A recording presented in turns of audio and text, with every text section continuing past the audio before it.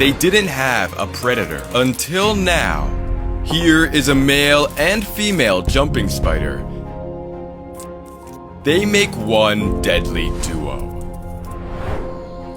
After adding them into the tank, they began the hunt. The crickets have incredible eyesight, but the spider's vision is even better. They have eyes on the front and back of their head.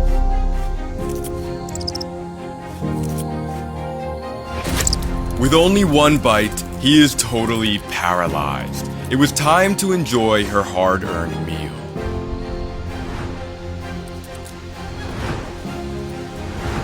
Now, life around the log did not go unnoticed. Inside, the queen's first worker had begun to hatch.